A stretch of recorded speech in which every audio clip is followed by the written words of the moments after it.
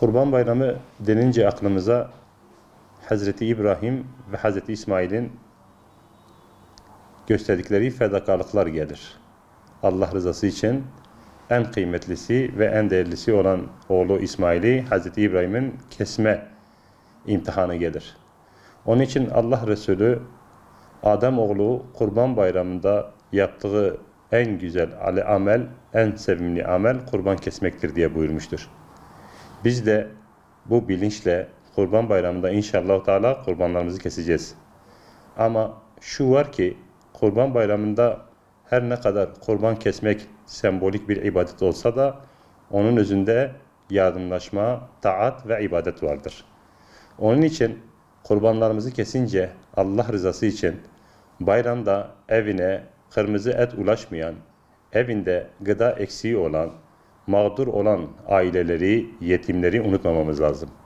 Özellikle Kurban Bayramı'nda yanı başımızdaki komşumuz, yanı başımızdaki insanlar evinde et pişmiyorsa, evlerinde bayramda et girmiyorsa ve biz de kendi evimizde yapacağımız etli yemeklerin kokusu onlara gidiyorsa Allah muhafaza bu bayram olmaktan çıkar.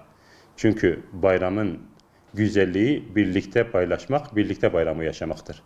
Onun için gelin bu bayram biz de kestiğimiz kurbanlardan, yediğimiz etlerden yetimlere, fakirlere, mağdurlara yedirelim. Çünkü bayram yetimin de bayramıdır, öksüzün de bayramıdır, mağdurun da bayramıdır, fakirin de bayramıdır. Yalnızca ve yalnızca kurban kesmeye gücü yetenlerin bayramı değildir. Onun için Yetimler Vakfı olarak biz bu sene her yetim evine bir kurban girsin diye çaba göstereceğiz, gayret göstereceğiz ve siz sayın halkımızdan, siz hayırsever halkımızdan şunu istiyoruz. Allah rızası için kestiğimiz kurbanlarda yetimlerin payının olduğunu da unutmayalım. Her bir yetimin onda hissesi olduğunu unutmayalım. Onun için yetimlerle kurbanlarımızı paylaşalım ki bizim her zaman kullandığımız bir sloganımız var. Hayat birlikte güzel, bayram birlikte güzel. İnşallah Teala bu bayramı hem yetimler yaşayacaklar hem bizler yaşayacağız ki Allah-u Teala'nın indinde de Allah'ın nezdinde de bu bayram olsun. Kurban Bayramı'nda gerek yurt içinde gerek yurt dışında yetim, öksüz ve mağdurlar için kurban bağışı kampanyasında bulunduk. Ve bu bağışımızda yurt içindeki yetim aileler için kesilecek kurban bedelimizi 1200 TL olarak belirledik. Asya'da, Doğu Türkistan'da keseceğimiz kurban bedelini 650 TL olarak belirledik.